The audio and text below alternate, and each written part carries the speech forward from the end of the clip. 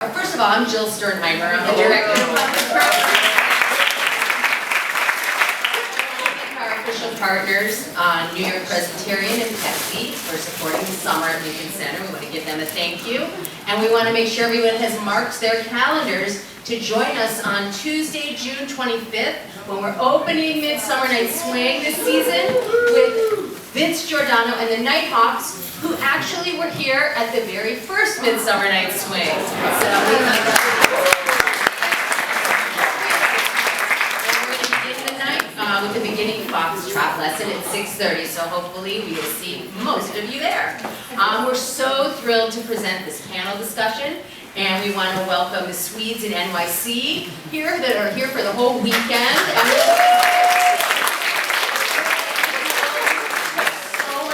Putting this weekend together, and thank everybody for helping us get this panel discussion together. It takes a village for every single event and thing that we do here, so we're glad you're all here. We want to thank you all for coming. And now, if everybody will help me welcome to the stage our moderator for this evening. I want to give you a little bit of information. She's got so much stuff that she's done. I have to take my phone out to tell you. Besides being a dance critic for Dance Magazine and writing for places like The Village Voice, she also holds an MA in Dance History from New York University. She's taught the Black tradition and American dance from the Eileen BFA program. She served as a guest lecturer at Juilliard. I could go on and on. One more deep breath. She's a very esteemed person. She's now currently pursuing a PhD in dance studies at Temple University, where she has received a university fellowship. So please help me welcome to the stage Zita Allen.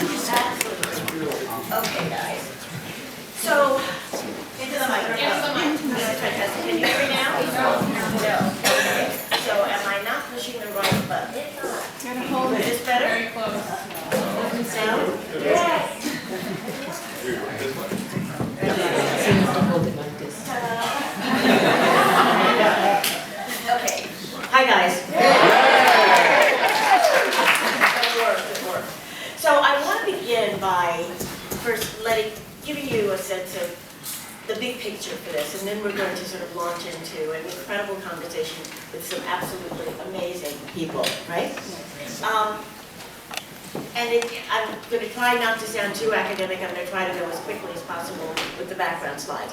Essentially, my take on Lindy. One, I did my master's thesis on Lindy Hop and the Savoy Ballroom, and had an opportunity to interview people like Charlie Buchanan, just some amazing folks, right? And you know the litany, the list of names of people who really connected to this amazing place and the amazing dance form. What's interesting about this for me too is the fact that the Africanist presence in American dance in general and American social dance in particular is very profound, very strong, right? But sadly, sometimes it's been invisibilized. And people don't necessarily know the names of folks when it comes to Lindy. Who doesn't know Frankie Manning's name, right? Who doesn't know and love Norma Miller, right? Now, how many of you know the name Al Minns? Hello. So we're preaching to the choir.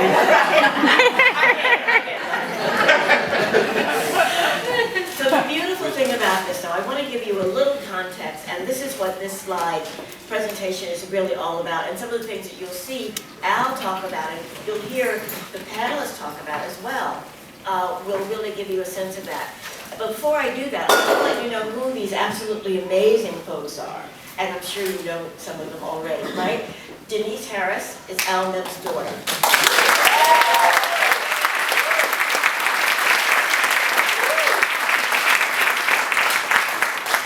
Sandra Cameron, Larry Schulz, associates. Larry was his manager. Sandra runs the Sandra Cameron Dance Studio.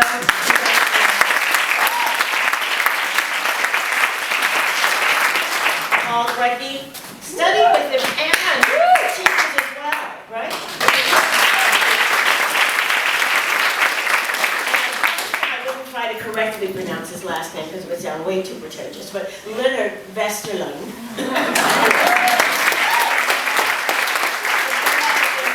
The first big swing dance camp in Sweden. Hooray. Who doesn't know this?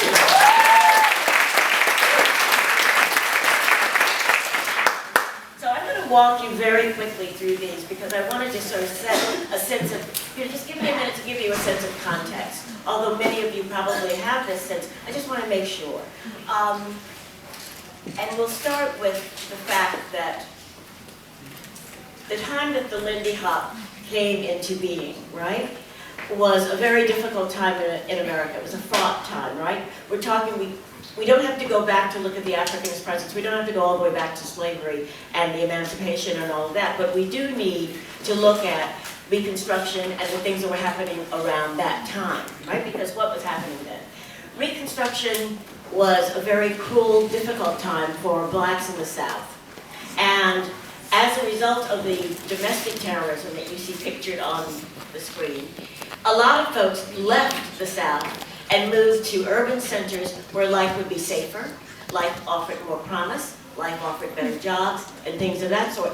They brought with them this amazing, incredible culture that was cultivated during slavery.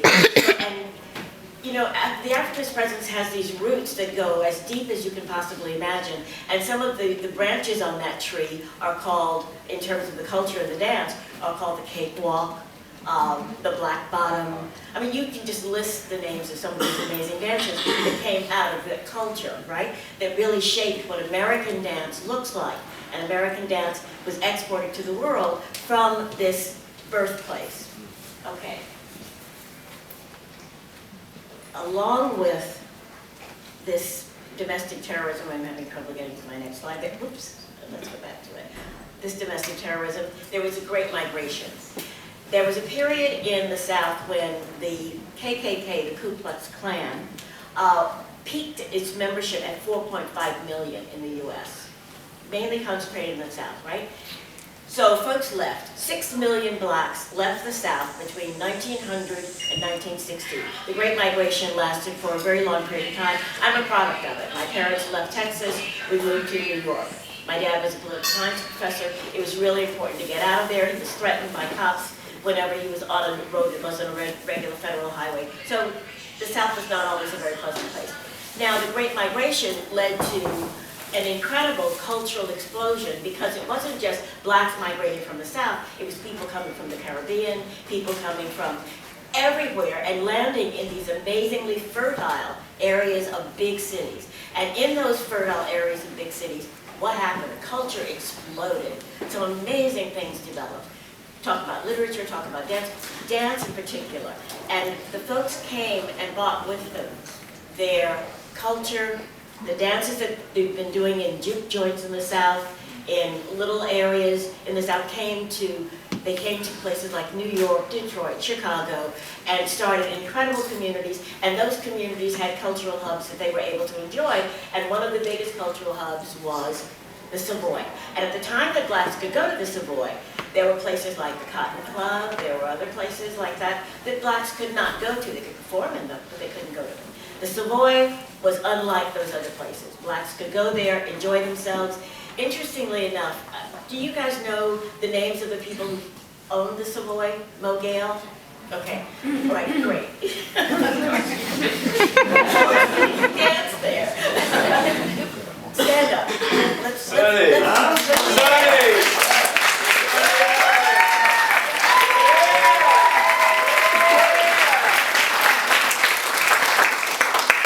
So the Savoy became this absolutely amazing place. It had a tremendous character. It had, when I talked to Charlie Buchanan about it, he talked about it as, you know, it's this palace that a lot of the kids could come to. They could pay 50 cents on weeknights, 75 cents on weekends, then later in the same year when it first opened, they actually flattened that out to 60 cents for every day. But he also had a really interesting gimmick, right? Every day of the week had some kind of special thing to it, right? Thursday was famously kitchen mechanics night. That was for the maids and for people who worked in people's homes. And there were certain nights for the clubs. They wanted some of the elite clubs to attract them to the Savoy. And then there were nights for the 400 Club. There were nights that and then there were the nights on the weekend when some of the celebrities would come sit in the boxes around this amazing block-long, 250-foot long, 75 or 65-foot wide dance floor and enjoy what they could see. And one thing that was amazing, it was so infectious, so incredible, that it really lit a fire and everybody wanted to do this dance. And interestingly enough, what dance lives out of that era? The Charleston doesn't live out of that era. You know, the Black Bottom doesn't live out of that era. The Lindy lives out of that era because it was so amazing. And it was really built on the spirit of the folks who were doing it. They were looking for freedom. It was a kind of a liberation dance. It was a way to really just let go and enjoy themselves. These were the unique aspects of the nights. I was going to go into a little thing about Ray Bolger, who claimed to have started the Lindy, and went into this long story about how he started it at the tap dance and the Coronado Hotel. Not true, so we won't spend any time on him. But stomping at the Savoy, fantastic things happened there on the floor, breeze through the Savoy. And then there was the early phase of the Lindy. There was a woman named Laura Den who filmed on the floor of the Savoy. She was the only person allowed to film on the floor. I actually interviewed her. She was from Odessa. She was amazing, loved to dance. She did a lot of other films that you'll see on YouTube. All of you have probably seen them, and you know that the music is not, it wasn't recorded at the same time as the dance, so it was synced to the dance, basically. But she did a really good service by capturing some of that, so you can see the real thing. And interestingly enough, this picture, notice anything unique about this picture? Who's throwing who? Right? Amazing. Not very many women did that. But this one, Mildred Pollard, I think it was, and she told me how she didn't like being thrown, so she liked to throw her partner. Ahead of her time, for sure. And then, of course, we just got a group shot of Whitey's Lindy Hoppers, just so you can see it, just wallow in the glory and the beauty of it. These are 2 pages from Esquire magazine showing the dances, and really just sort of capturing them in caricature, but still capturing some of the essence of it. Just wanted you to see that. One last thing about the Lindy, and then we're going to switch it to the panel full throttle. One last thing is, when the Lindy became very, very popular, one of the things that happened too, with a lot of the social dances anyway, they became sanitized, right? Because initially, the ballroom establishment really didn't believe that they had the nerve to say the Lindy isn't really a dance, and it's only for certain people, you know, those people. So there was this whole kind of looking down the nose attitude until they realized it had a huge following that could not be denied. And they got on board. But in the meantime, they did things like sanitized dances. They also tried to box the dance in a little bit with things like foot diagrams and things like do's and don'ts.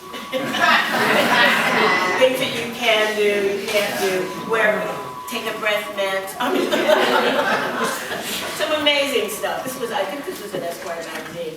At any rate, folks kept the Lindy alive. And some of the people who kept it alive are right here with us today, and I really want to launch into a fantastic conversation with them. And I want to start with Denise. Denise, tell me a little bit about what it was like to have Al Mims as a father. And also because you danced with him. Can you hear me? Yes. Thank you. So when Zita and I spoke previously, she had asked me how old was I when my father started teaching me to dance, because I did perform with him. And I explained to her that when a dancer has a child, the minute that child can walk or stands up, they're putting you on their feet and moving. And I was speaking with my older sister Tony the other day, and I'm like, I remember dancing with Papa all the time. Where were you? And she was like, you and Dad were it. He'd be, come on, Denise, and you'd go and I'd clap. What was it like? My father always rejected the status quo. He was never a follower of the status quo. And so he did a lot of non-status quo things. His family were Wash Your Feet Baptists. Some of y'all know what I'm talking about.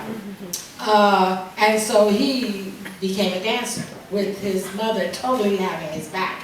And they, in turn, totally rejecting him. When it was illegal in almost 36 states in the country, he marries a Jewish woman whose family is trying to recover from the Holocaust. And, you know, it's just like he went with where his life took him. And because he role modeled that for us, he raised all these very rebellious, move to your own drummer kids. So, like, I talked my way into college at 16 because I've been running with the Panther Party when I wasn't in jazz class. It's very interesting. And so, but I also grew up seeing him traveling the world.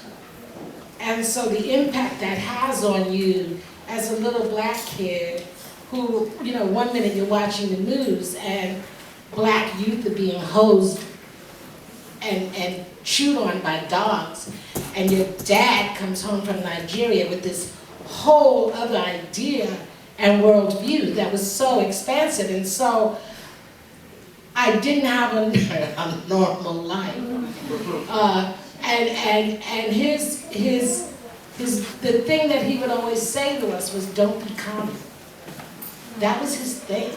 Like the only thing you could do wrong in his mind was be common. He wanted to be uncommon. And although I danced, and I have a son on Broadway right now in the prom dancing. I have a son who's director of a dance company in Texas. And I directed the Debbie Allen Dance Academy for the first 15 years. So dance, what does it mean? It means seeing yourself as a global citizen of the arts. And understanding that the arts are life. And it didn't matter that many times we were broke. You know, it didn't matter because we all danced.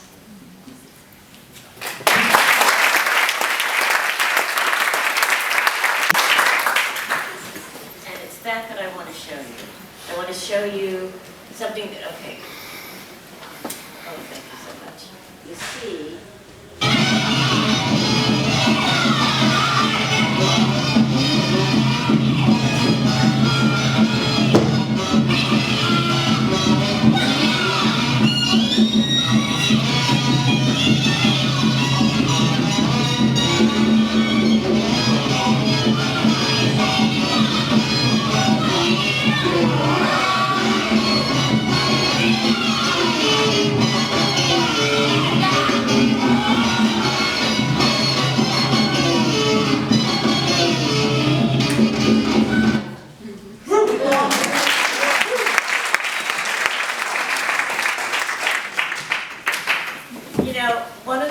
one of the things that's really wonderful too is this whole thing about the internet. It's amazing how it just makes so many things available to you that you might not normally have access to, right?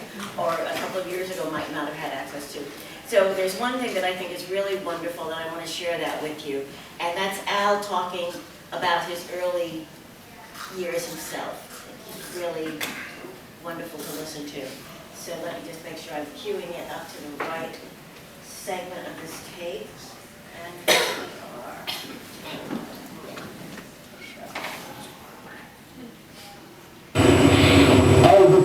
friends from Jamaica, Long Island, New York.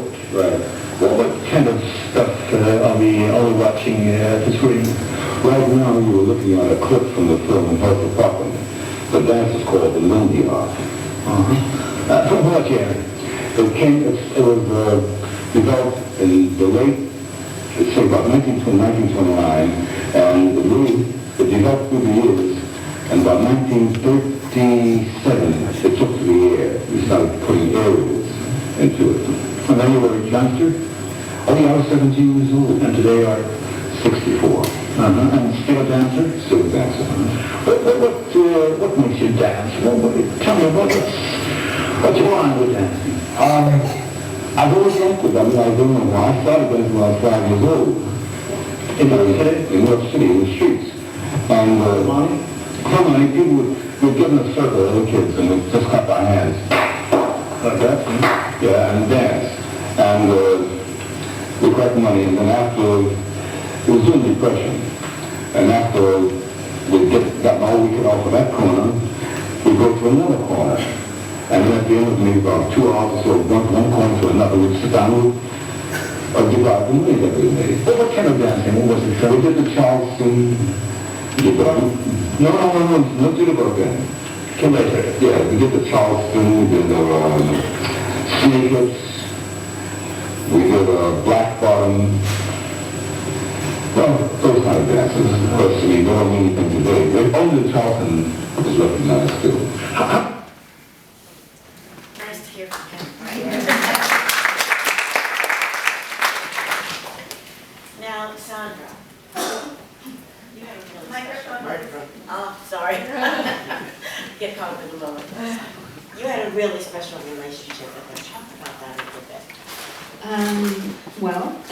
We met Al through a friend, actually Sally Summer, who's a New York University dance historian and who was a friend of my husband who used to work for WNBC.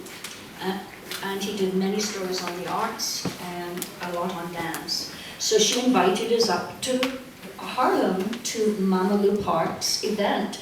Mama Lou Park's had ran an annual event there for many years. And so we went up and we saw the event and we saw the kids that she taught during the summer. Then they would perform in the fall.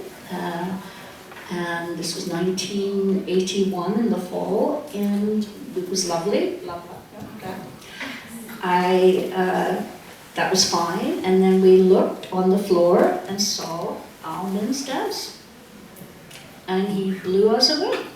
Absolutely, it was unbelievable. It's unbelievable to see this man move and dance, and we were astonished. And Larry and I were like, okay, who is this person? Let's talk to him. And Sally introduced us. And we asked him where he taught. He said, I don't teach anywhere. And we said, well, would you come down and teach us?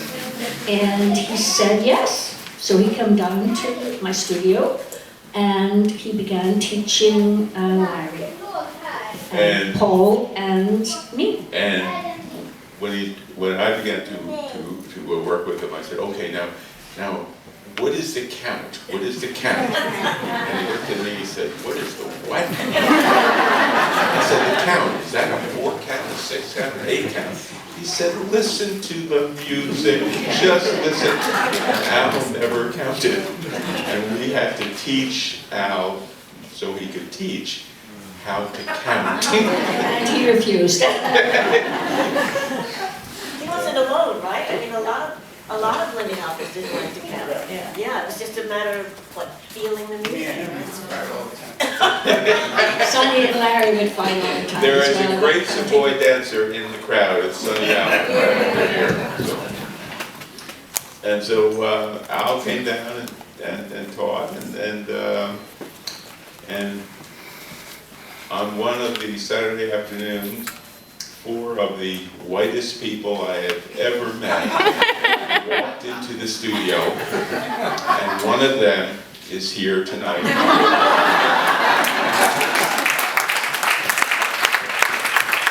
They walked in from Sweden? And they came up to the desk, and Al happened to be teaching, and they said, "We are here to see our men." Welcome.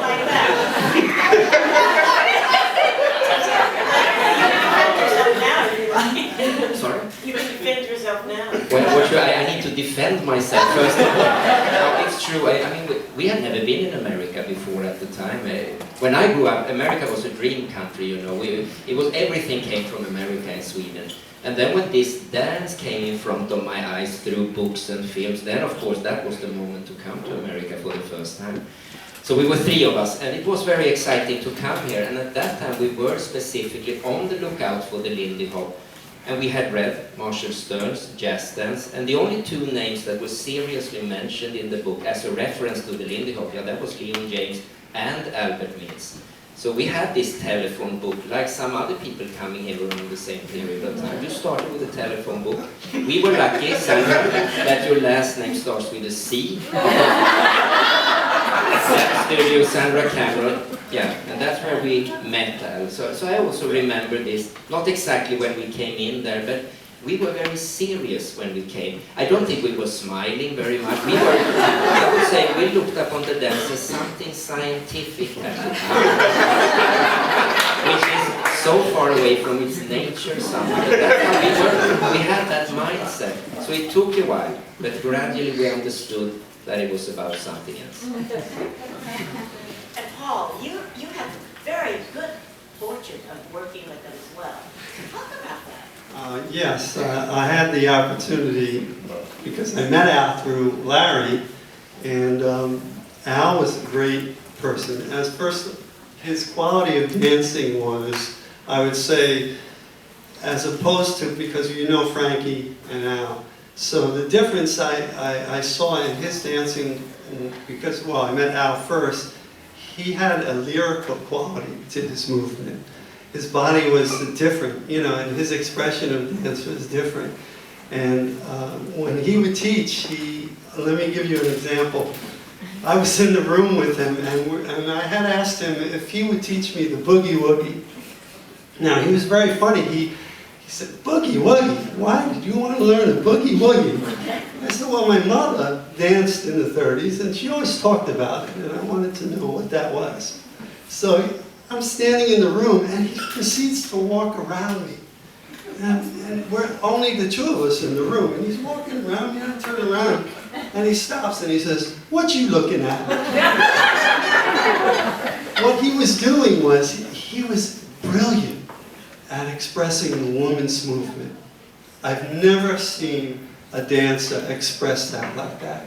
So he was showing me the feeling and the expression of the woman. It was incredible. It was just unbelievable to see him move like that.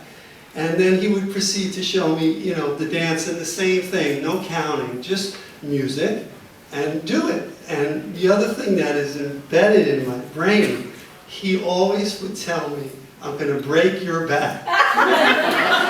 And what happened was I had studied ballroom dancing for so many years. And but Sandra worked so hard to get me to stand up. I spent so many years keeping my back straight. And then here comes Al, and he says, "No, no, no." And he would push me down.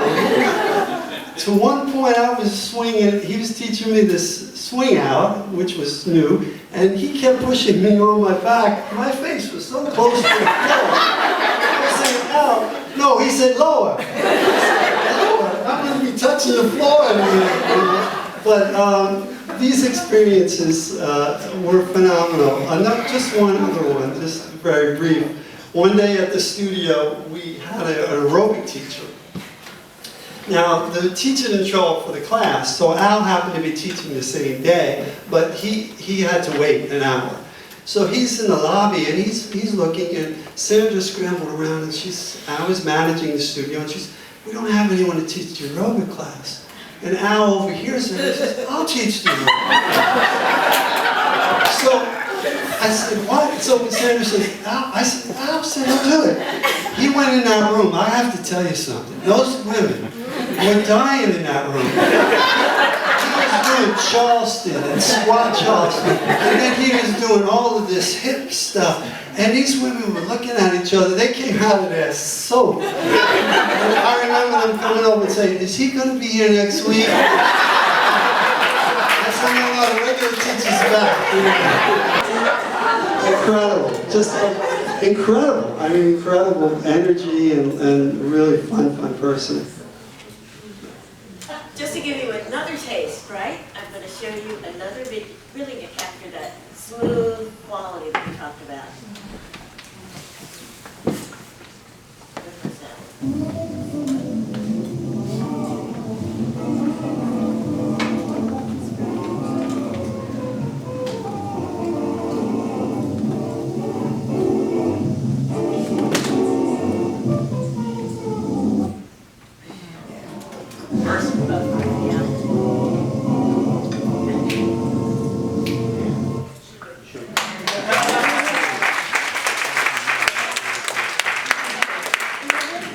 Is that film? Okay. Yeah, sure. I talked to her the other day. I was hoping she'd make it to New York. No, she's in Seattle. Yeah. You guys want to see Sugar for a minute? Yeah.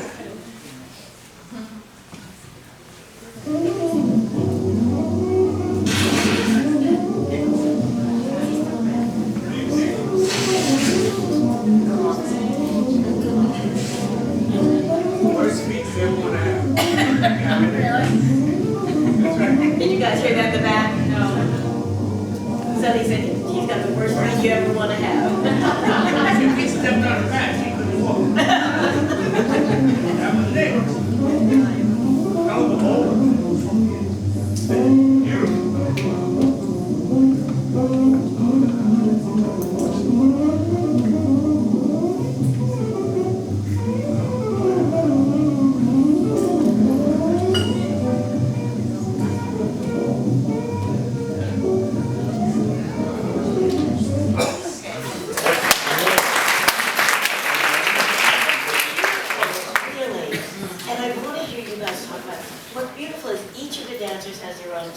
Unique style, right? Al has this amazing style.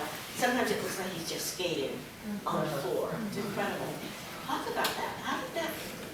How do you develop that?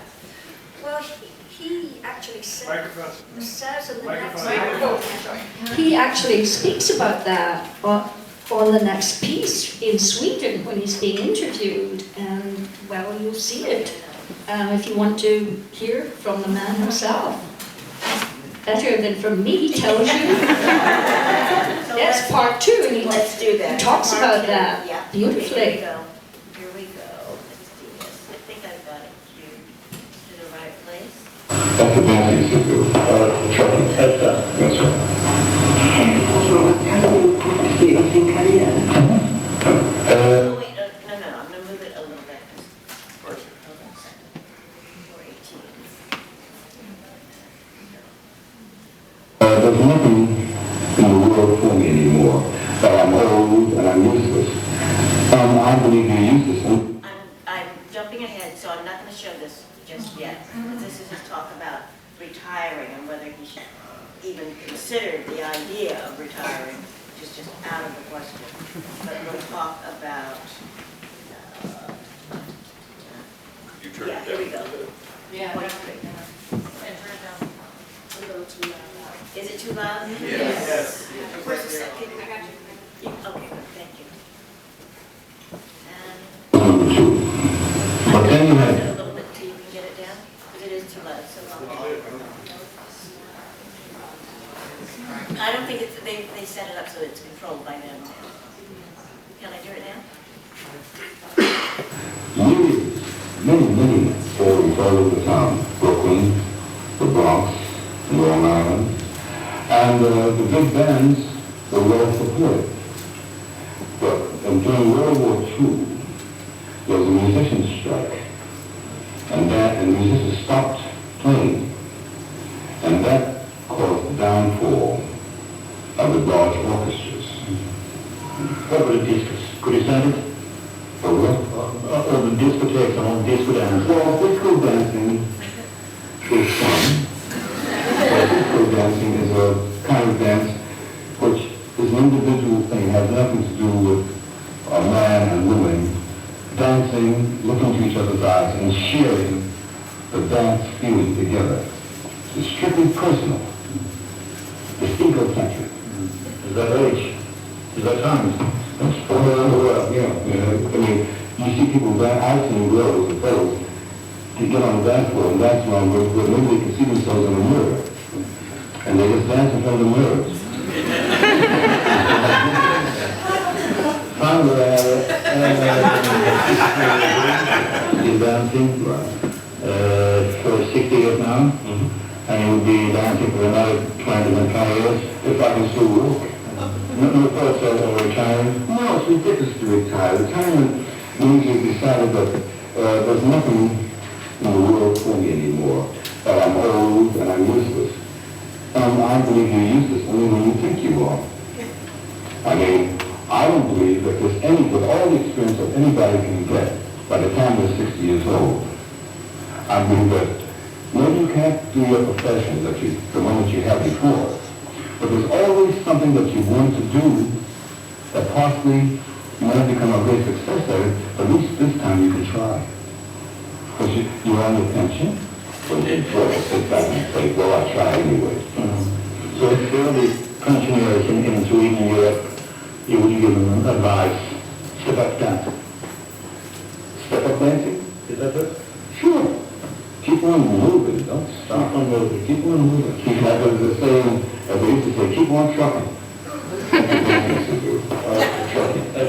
It's that spirit that really took him all over the world. It's amazing. And it's a spirit that really a lot of the Lindy Hoppers share. It's just absolutely fantastic. I want to show you another wonderful clip of him. The dance in general. Here we go. Now it's a little... We dancers, we'd go there, say about 9:30. The place would be empty as the devil. And the band get on the bandstand and they start warming up and we'll start rehearsing our routines. Because you knew the tourist crowd be coming in, movie stars and things like that. And then around about 10:30,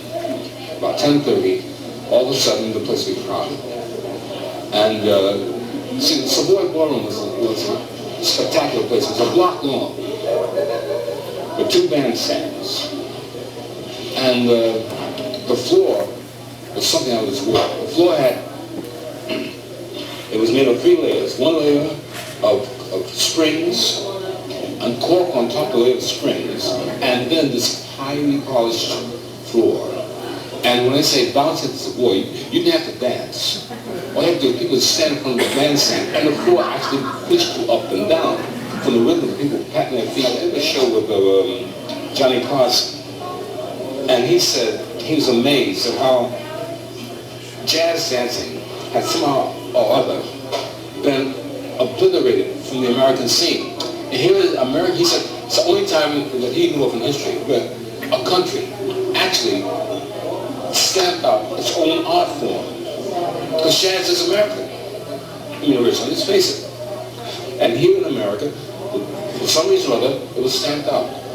For some reason, it's coming back now, but for 20, 25 years, it's been stamped out time, getting blacks interested in doing jazz dancing. They were doing African, they were doing ballet, and they were doing modern. And when I told them I want to do basic jazz, they were just, basic jazz, what is that? I said, don't you need basic jazz? I'm really sorry. I mean, what? Came the aerial steps. Now, I invented quite a few of the aerial steps. Well, most of them came by accident. So you'd see somebody do something, and they'd throw a person in the air, and all of a sudden it'd be a sort of mishap, and you have to straighten the thing out. You say, hey, we can take that and use it. It's like, you see the dances where the fellow takes a girl, goes and picks her up, raises her back here like that, and drops her down his back, and brings her to his legs. Well, that happened by accident. So Anne and Russell were rehearsing one day, and Russell took Anne and threw her up and he lost control. And she went back and she was going down on her head, and I ran over and slapped her legs, and she landed on her feet. And then I said, hey, we can make a step out of that. So you go over like that, slide down his back, grab him on his waist, come down, and he pull you through his legs. See, a lot of these steps happen like that. I mean, you have an accident and turn it into a step. That's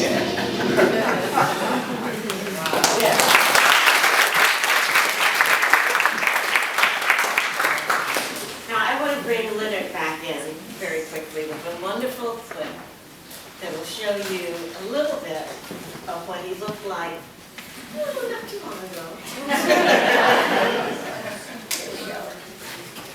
And I want you to talk us through it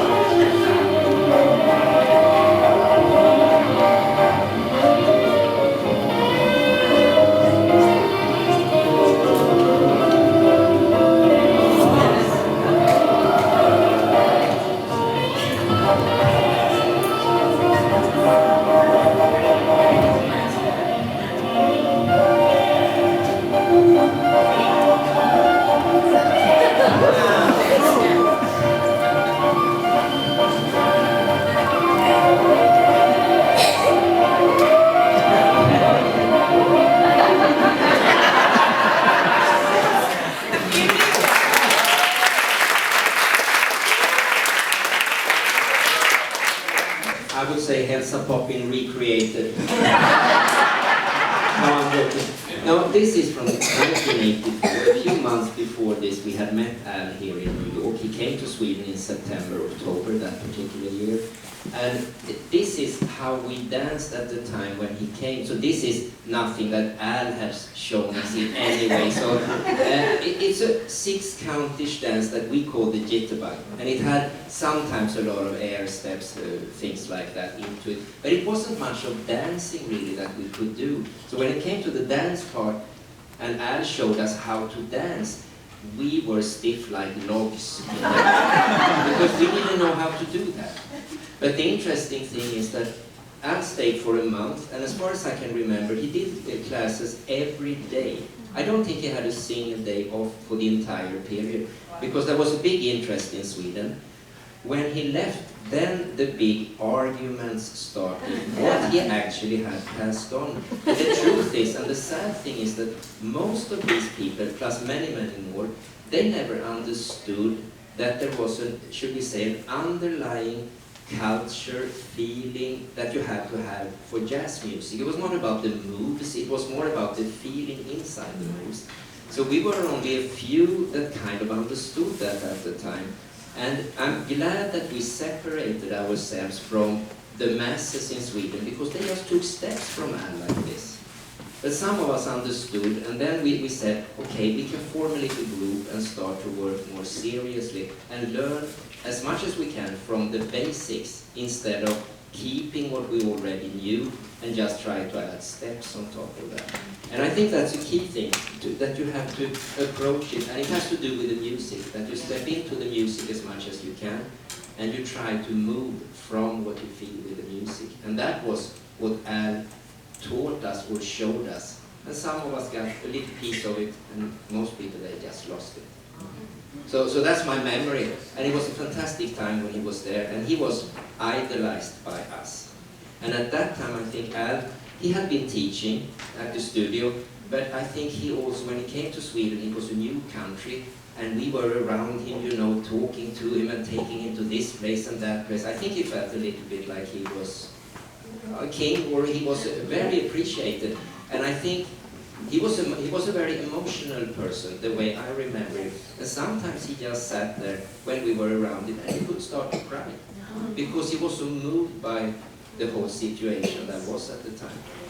Yeah, he did say he was treated like a king.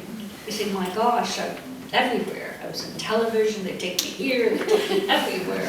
He said I was treated like a king, so. Yeah, I want to add, because he called me to tell me he was going, and I had just given birth to my second child. And and he said, look, if I'm not back in a month, come and find me.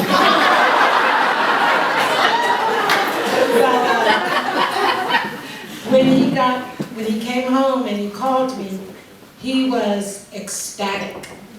And he felt like the rebirth of his legacy. And I just want to make one point though.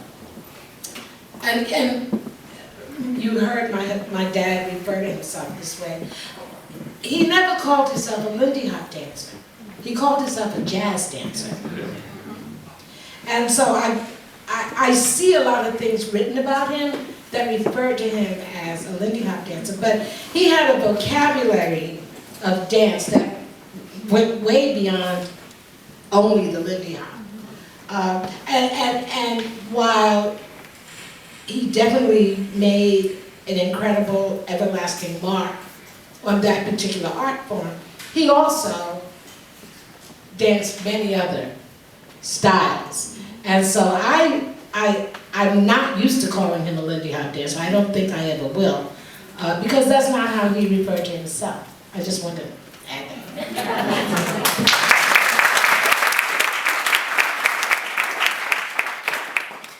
Yeah, the part that he was supposed to say, you asked about the different styles of each. I think in the Swedish interview, he was asked, well, how do you compare yourself to another dancer? Do you have that piece? I do have that. Okay. Let's see if we can find that very quickly. He answers it. Yeah, he does. He really does. It's on part 2.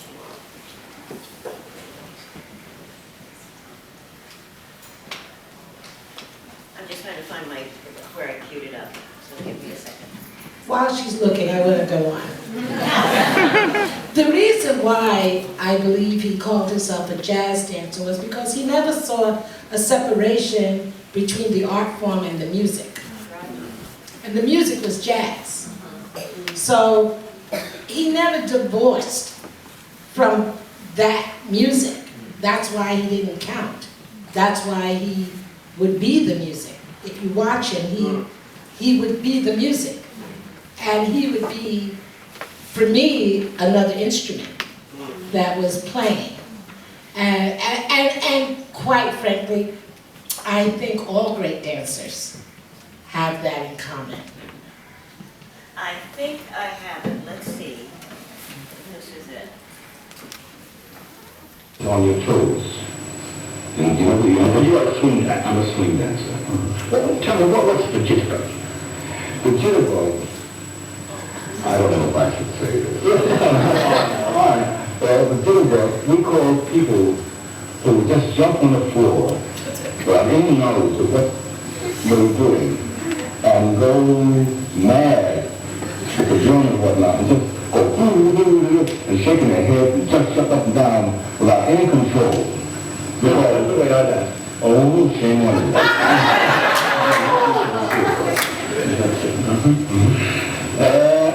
You have been dancing all over the world. You have been in Hollywood, you've been touring all the world.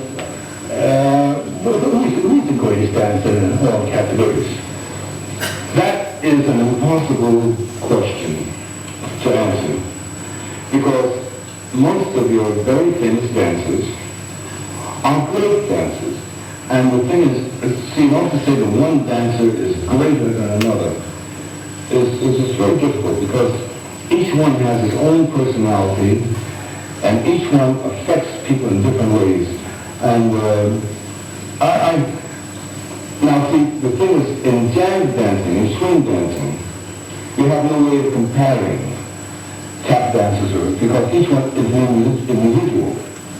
Whereas in ballet, you have people doing the same, what do you call it, routines. So therefore you can compare Baryshnikov against Nureyev doing the same routine. So therefore you can say, well, one is better than the other. But tap dancers and Lindy hoppers and swing dancers, none of them do the same routine. So that means we shouldn't compare Fred Astaire to Elinor. That's right. You shouldn't compare Fred Astaire to Bill Robinson. You shouldn't compare Gene Kelly to Chuck Green. I mean, because they're all individuals. That's what I think.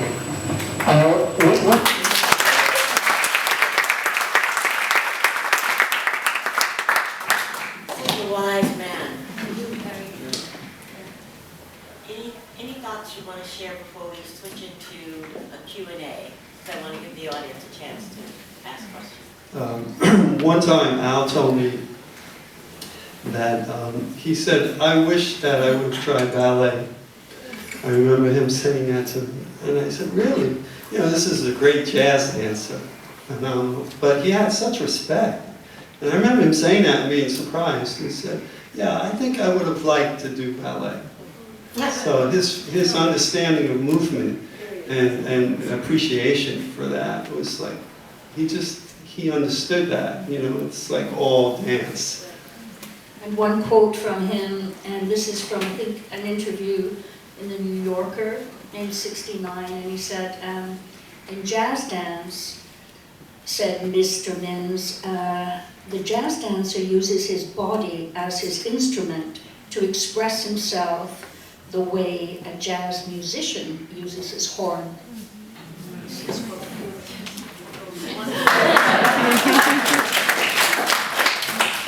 So now how are we going to do the mic thing so that folks can ask questions? Do you guys want to just talk out really loud? Yeah, it's pretty good acoustics, right? So any questions? Yes.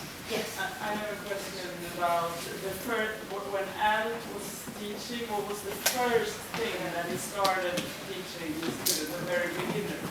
What's the very first thing? The first thing that I remember him doing was the jig walk.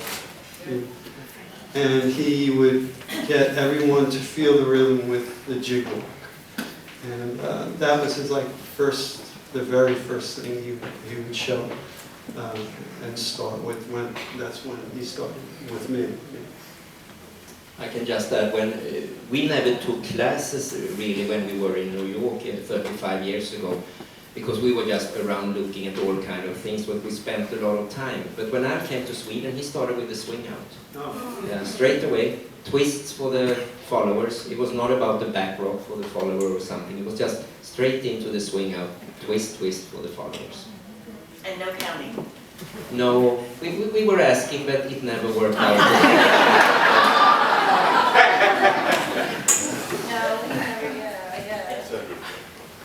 Any other questions? Yes. Yeah, when Frankie and I came to San Francisco, he talked about the breakaway, the days of the breakaway. And we're all calling it Lindy Hop today. Does anybody know how that transition occurred in the name? Anyone? The breakaway was actually a dance, as far as I recall. It was actually a separate dance, and it was incorporated. There's a saying that the Lindy never saw a step it didn't like. It incorporates a lot of, when you look at the Lindy, there's some Charleston in it, there's some breakaway, there's some Texas Tommy, there's a lot of stuff in there, and that gives you, one of the things that we have to remember about this form and the people who created it, incredibly innovative. One of the things that created some sadness for a lot of tap dancers or hookers, a lot of Lindy hoppers, is that the younger generation, after one dance became a big thing, they were on to the next thing, right? And that's what happened with highly innovative people. You're constantly creating something new and not always looking back. The key, though, and the beauty of this is, yes, were you going to say something? Go ahead. One of the things my dad was concerned about was the lack of the next generation of black jazz dancers. And he would talk to me about it. And partially, well, let me put it this way, because I want to choose my words carefully. I think a lot of it has to do with a lack of access. I've been to some of these Lindy events. The street kid my dad was, if the only way he could have learned to dance was going to that, we would have never had that genius. And I don't know most of you, maybe I know 4 of you in here, but I want to challenge you to give access to this art to the kids who don't get access. They can't afford it. They can't afford it. Judy, bless her life, you know, sent my son to Sweden to experience his grandfather's legacy, which was amazing. And he was already doing Lindy Hop dancing because he trained under Debbie Allen, but this was a different immersion for him. So I'm asking you to think about it. And the other thing I want to say, and I say this with all due respect because I don't know who y'all are. I had the opportunity to see some amazing Black teachers in Sweden. Yet, they're absent in most places. And they're excellent. I'm a judge. I know what I'm looking at.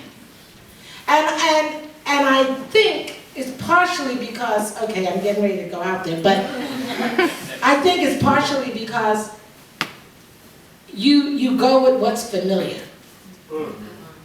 And the white instructors are familiar, and they are fantastic. And I know many of them, and I salute them for keeping it alive. That's what Norma talked to me about. She's like, don't be mad at white people, they kept it alive. So that's not the issue, but the issue is to be conscious. To be conscious. If you're in a position of influence, use it and be conscious. You're not doing yourself a favor. You're doing the art a favor. And you're acknowledging the people who gave it to you. Because there is a lack of innovation. There is a lack of creativity. I hope I didn't offend anyone.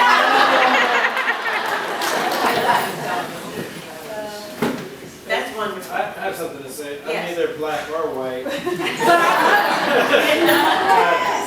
The one thing that I really did appreciate from our elders is that they were so giving and generous and with their time, and like it was incredible. Like they're so accessible. You know, someone like Frankie or Norma or Dawn. I never got a chance to meet Al, but you know, everyone from that generation, all the tap dancers, all the Lindy Hop dancers, jazz dancers, they not only shared the dance with us and the music, but also just part of the culture and the history and the kindness. So that, you know, aside from the dance, I think that they touched us in that way, and that was very special. And I thank Denise for, you know, having Yes. such a wonderful dad. Yes, I want to touch on what she said about the talk a little louder. I want to touch on a little bit on what she said about the culture and who takes over. The ball was dropped in the black community big time. We had different dance schools, Dance Theater Harlem, we had the Bruce Williams. You go there and you can get tap, you can get salsa, you can get ballet, but they really never offered Lindy. They never offered Lindy. And I remember when Mama Park had one of the people up there, I think it was past Tiny Williams, and they had like a little thing up in Ruth Williams, and they was doing this stuff. The children walking by from the ballet stopped and wanted to know what that was. But the school didn't offer it. The school didn't offer it to the children. So how are we going to get our kids into it if the schools they go to, they teach them dance, don't offer it to them? Let's, in the defense of some of those schools, let's just say too, there are a lot of things you have to take into account, right? You better take into account the funding that they have, so that they can pay teachers. But there are a lot of little things that factor into this, but it's really important for us, all of us, black, white, indifferent, anything, polka dot, and my friend Judith Johnson would say, we really got to treasure the culture, because it really is a question of the innovation. If thousands of people were not bought here in chains, half of these dances wouldn't exist. Well, actually, the dance itself is what they said, talking drums, which came from Africa. Chick Webb Orchestra, fantastic. But the guy that you got to talk about is Mario Bowser, that came from Cuba, which is Machito's brother-in-law. You know, and what I do with kids that I teach, the most important thing is if you can't hear it here, it ain't gonna make no sense down there. You have to listen to the music. The music will make you dance. But these kids, counting will not help you that way. Because what happens, you're counting, but you ain't paying the music, it's going past you. So you have to listen to the music when you dance. Once you do that, as they said, in order to know where you're going, you gotta know where you came from. Yeah, and let me tell you, just as someone who knows dance and sees a lot of different kinds of dancing, there is something that shows, whether you're in ballet or whether you're in modern, or wherever you are, you can look at a ballet dancer and tell whether that music is really moving, flowing through the body. It shows. It really shows. You mentioned something, Lennart, Timmy, when we were talking. You mentioned, and this is sort of interesting how we affect one another culturally, and we don't even realize that we're making a significant difference in one another's lives. You mentioned that when Al came up to Sweden, the musicians didn't realize that you're supposed to dance to the music that they were playing. Talk about that a little. No, that was more an experience after Al had left, because we formed a little group and we started to practice with everything we could see, technically in the movies and from what Al had passed on to us. And very soon we were asked by some people that, why don't you go and see this band? Maybe they would like to have some dancers together with the band. So we met a few bands, and several of these bands playing swing music at the time, they were not even aware of that the music they played was for dancing. For us it sounds very strange, but they said, oh, is it dance music we are playing? Because at that time people were just sitting listening. And they were used to an elderly crowd sitting like this, listening, and then applauding politely. There was never a dance. So it's quite fantastic. You really swing, and they were good, the bands. It was not a hobby bands. It was still bands that really could play, and they didn't know it was bands. This is from an interview. Larry interviewed Al, you know, because he was his manager, but this is what Al says about that. Savoy Ballroom in Harlem. I used to dance 8 hours a day at the Savoy. We Lindy Hoppers used to audition bands at the Savoy. That's right. Bands would come uptown and play for us. And if we liked the group, they'd be booked. And a lot of established bands tried out new arrangements on us, figuring if the Lindy Hoppers like it, so will the public. And they were right. I'd like to mention, even though I'm not an expert salsa dancer, I always tell people when they start counting, watch my feet. But anyway, what I wanted to say is, I really enjoyed the dancing in The Great Debaters, that jazz dancing. Could you talk a little bit about that? The Great Debaters, the movie. Was it dancing in that? You're talking about the movie? Yes, the dancing. Yeah. It was inside like a, it was more bluesy. Talk about it, Julia. It was like backwoods, out of the way. Oh, yes, I remember. It was wonderful, wonderful dancing. Juke joint. It was a juke joint, yes. It was wonderful dancing. Any other questions? Yes. Maybe for Paul, but did Al describe anyhow in any way the female part in the dancing, like the role or the how they would dance? I know Frankie talked about it a little bit, but I haven't gotten out of it. Well, he never really discussed it. He would just do it. He would just dance like a woman, and he would show the women, and he would say, this is how you have to do it. Of course, it was very intimidating for the girls because they couldn't move like that, and it was very sensual.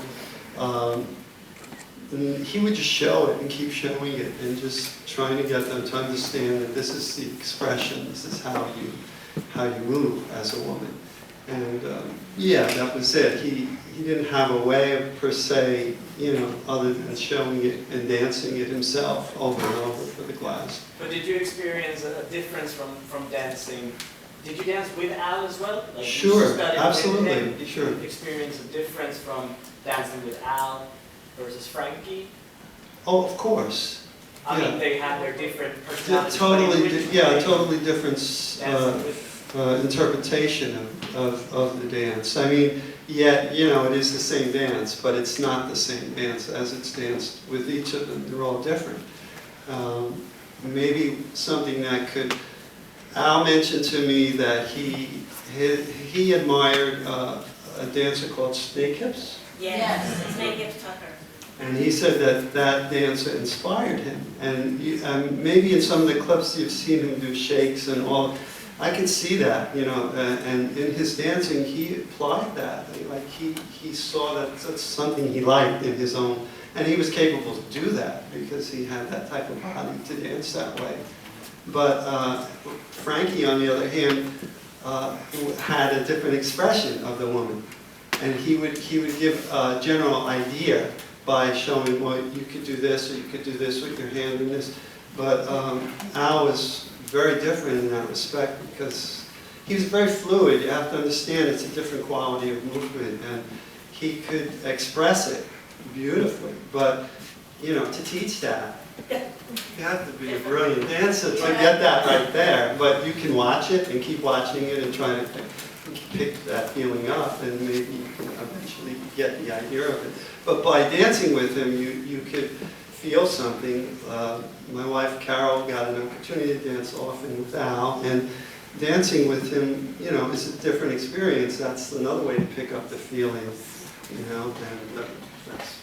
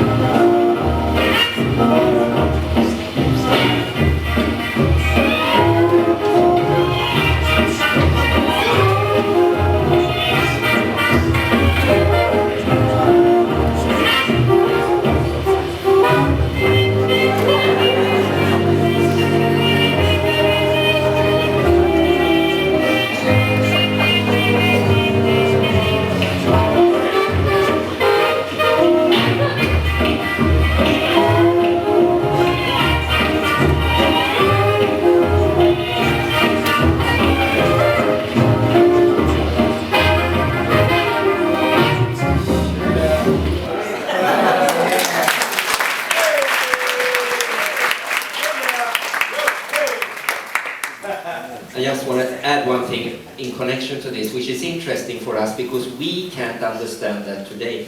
We thought when Al came, because we spoke about the different styles, that Al's way of dancing the Lindy Hop was the Lindy Hop. When we met Frankie, I came here and I saw him social dance.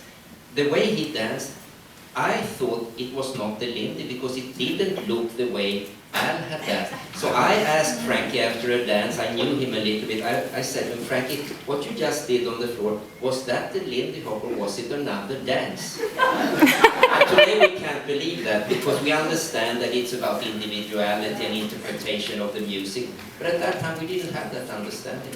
So it was just a little comment. Yeah, please. Yeah, it's really a comment, partly to Denise and everyone. The Frankie Manning Foundation, since 2010 or 11, has been sending ambassadors there, right? We have 21 African Americans involved to Manning. And one of the people who isn't here is Caitlin Rouse, who runs the Houston Swimming Society's piece. For the last, since 2012, she's been running some regional dances, a two-step swing out in Chicago, down south. But last year they introduced the Houston Jazz Dance Festival, and it's staffed almost entirely by former, African American ambassadors. And then there's another group you may be familiar with out of Cleveland. There are a couple of Valerie Seltz has been running a program up there, and the poor areas and all that, and there are some minority students there. And a couple of those people are teaching at the workshop that Jim is running this week on Saturday and Sunday. And they're going to stay in Houston and go around to the schools and provide free dance classes to anybody they can round up this summer, and then they're going to take a little tour around the United States during the summer before the break.